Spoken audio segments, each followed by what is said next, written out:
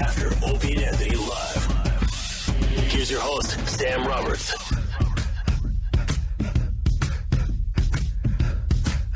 Welcome. You out there. I'm speaking directly to you. You're with me on After Opie and Anthony Live. And Jim is here too. Yes. You know, after the show, Opie was asking about Denny, and he goes, I'm starting to think, Denny's aware of what he's saying, obviously, and he's kind of aware of the bit. And he was saying he thinks that Denny probably put the sheet together of, like, tips for jocks just for the bit. And I told him, absolutely not. Like, when I started doing stuff on Hits 1, they gave me a sheet exactly like that. I threw it in the garbage. I didn't put it in plastic and put it in a binder. But that's it. Those are the instructions that they really still give to DJs. Yeah, I don't think you get anywhere listening to those, to be very honest with you. And it's so weird because, like, it's a breakdown of all the instructions that every DJ has done for the last 50 years. But then it also says, be original. Don't sound like everybody else. And you're like, but there's nothing original or unpredictable about any of the instructions on this page. They're all shit. You got to be yourself. I think then again, Wolfman Jack, but he was himself, his own personality. Yeah. I just don't like radio voices, and I don't like the sanitized news. The way they all sound accentless. And when we were watching, it's the same concept like when we were watching the Dick Cavett show. Right. How there was something refreshing about seeing him act like a human being on television and seeing the weird pauses and the sort of stumbles and the imperfections. Things not working. Yeah, it reminds you like, oh, that's a human being that I can relate to. Yeah, and it makes it comfortable to watch. Like, and again, Mike Douglas was I watched an uncomfortable interview with him and the Jackson 5 recently, maybe 2 months ago. I watched it, and they're all young kids. It's so funny that you go home and just go on YouTube and watch old talk show clips. Sometimes I do. Yeah. Because there's one Mike Douglas clip I really love, and it's Richard Pryor, because he would be on a lot, and someone from his. I think it was like November 25th of 74. I'm trying to get the whole episode because I saw the moment where his school teacher, his childhood teacher came on and he was crying when I think that he wasn't expecting her. So they kind of brought her on to surprise Pryor, and it really caught him off guard. And then later is when he had that famous Milton Berle fight. With Pryor, was that his grandma possibly? No. Her name was, not Miss Rudolph. I forget the teacher's name. Because I think I remember seeing that clip somewhere. It was not his grandmother. It was maybe his teacher when he did, I think, Rumpelstiltskin when he was a kid. I know her name because I've Googled her to see if I could find the clip. But it seemed like a real, like, genuine surprise. Oh, God, reaction. It absolutely was. And they kind of sat there in this kind of weirdness but realness that was good. Yeah, Mike brought it, and Dick Cavett talked about this on the show yesterday, or in the dressing room, when Mike Douglas would have guest hosts. Yeah, he would. One time he had if you were a guest host of Mike Douglas, you were allowed to pick your co-host, and Sly from Sly and the Family Stone would be there a lot, and he picked Ali.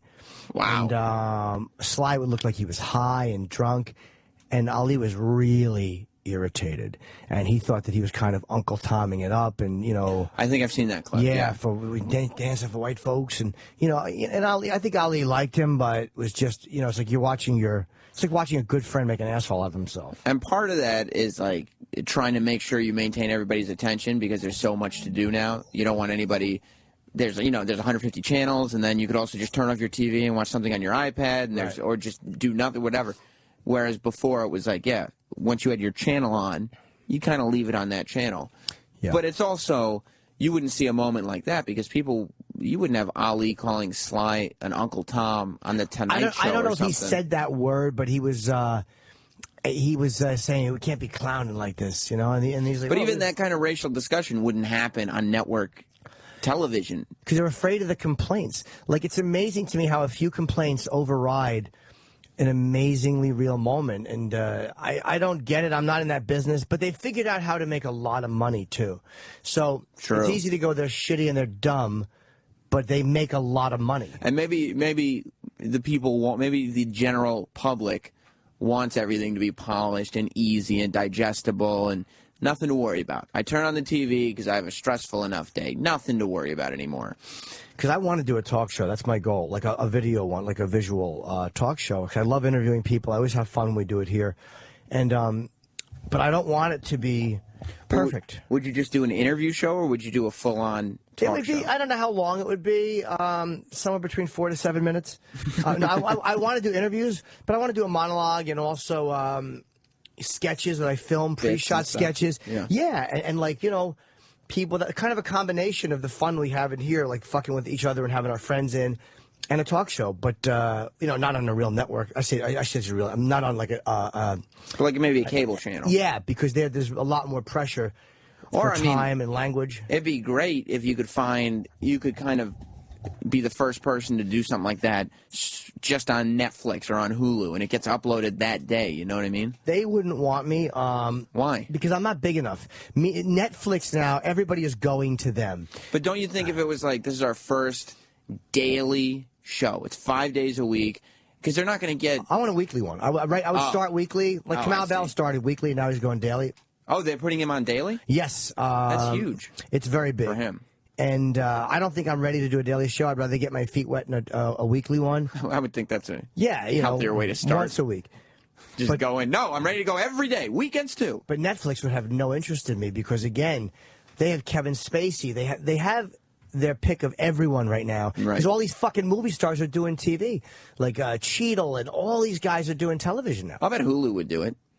I don't know if they'd use me, though. They might do it with someone else. Someone who's more network friendly. But again, these are not people that necessarily want to do it with Jim Norton. So you're looking at someplace like an FX type channel or whatever. What if you shot the pilot yourself? Well, that's what Bob Kelly keeps telling me to do. But I have to find the right place to do it. And well, I mean, look, you're going to the Gathering of the Juggalos. Unfortunately, I'm not going with you because Troy's not here, and you know it didn't work with. And Eroc's got plans this weekend, so beyond that, it doesn't really work. But you know, you look at what the ICP did, and they just kind of did stuff themselves and waited for something to work, and then eventually somebody said, oh, you know, they're doing this themselves, we can capitalize on this, and that's what Fuse did. They were like, oh, look at all this, everybody talks about the Insane Clown Posse when they're doing this or that, let's try to make some videos with them, let's put them on a show and everything. So I think, I mean, nowadays, that's what you have to do if nobody's, you just have to go out and film it yourself, and you got enough friends that you could have a nice guest on this pilot or whatever. Just try to get Ozzy to do it. I just got to find. Well, I got to find a. I wouldn't want Ozzy as the first guest because it'd be too nerve-wracking with getting the format to it down and the cadence of it and the positioning.